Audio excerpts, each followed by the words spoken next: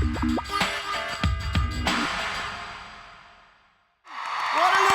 what's up? I'm so excited to be here. Throughout history, we as individuals in a global community have faced situations that have been deemed impossible. When we said we wanted to go to the moon, we were told impossible. But in 1969, with the help of NASA, we proved that going to the moon was possible. When a young man with a spinal cord injury wanted to wheel around the world to raise awareness and funds for disability, many people said impossible. But through the Man in Motion World Tour, Rick Hansen proved in his own words that anything is possible. And in 1981, my parents were told that not only would I lose my legs to a genetic disease, but that sitting up, walking, or being a functioning member of society would probably be impossible.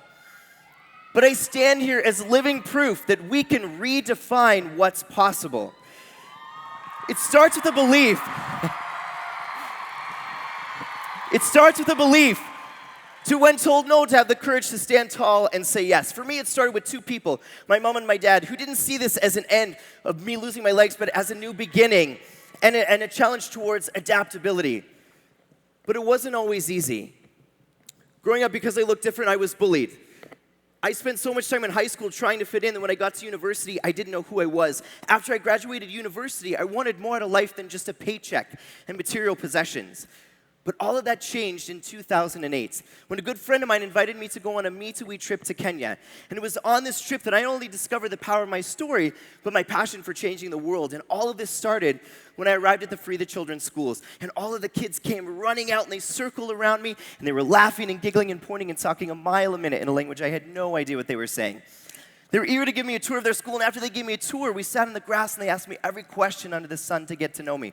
Where was I from? How did I get here? Where were my legs? Did I leave them in North America? But at the end, after I'd answered all their questions, a girl raised her hand. And she looked at me and she said, I didn't know that this sort of thing, meaning the loss of my legs, could happen to white people too. And it was with that phrase that I realized that I could use my story to give back and hopefully inspire other people to not only overcome their obstacles, but to also get involved with something that they're passionate about. So when I came back to North America, I joined the Me to We team, where over the last 3 years, I've literally traveled around the world, sharing these messages. I've had the incredible opportunity to work with incredible students, not only here in North America, but in places like Kenya and India and the border of Arizona, Mexico, as a facilitator for Me to We trips.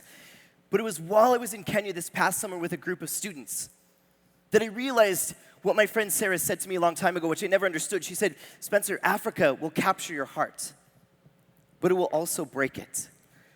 Because while I was in Kenya, I started to see the effects of one of the largest droughts East Africa has seen in over 60 years.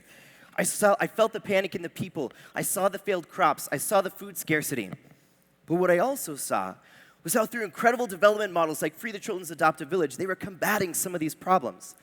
And that's when I knew when I came back to North America that it was now up to me to give back to this incredible community that had given me so much. Just like my parents had seen the potential in me, I'd seen the incredible potential in these students and community members. And if somebody would have told me 10 years ago that I could climb one of the largest mountains in Africa and provide relief towards a drought, I would have said impossible. But I'm excited and proud to announce in front of all here today that on June 10th, with the help of my two best friends, David and Alex, we will be climbing Mount Kilimanjaro. Thank you. to not only redefine what's possible for me, but in doing so, we're hoping to raise enough money to provide sustainable clean water to over 12,500 people in the Free the Children communities in Kenya. So this year, I'm not only spreading the message, but I'm literally fundraising alongside of you. Because we are a generation at a crossroads. So often we're told by the world that we can't make a difference, that making a difference is impossible. But we know we are the first generation with the power, the technology, and the tools to end absolute poverty, climate change, and drought. They told a young Craig Kielburger that putting a dent in child labor was impossible. They said taking a group of students and turning it into a movement was impossible. And then making a difference as one person was impossible. Well, to those non-believers, I give them 6,000 of you.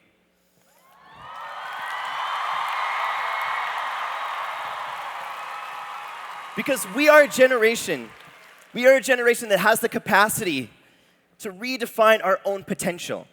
We are a generation who even out the odds. We define impossible as possible. There is no can't or won't, only how. So I ask you, are you going to be the generation that sits by and does nothing when the odds are supposedly against us? Are you? Or are you going to be the generation that with me together takes that courageous step foot forward and helps me redefine what's possible?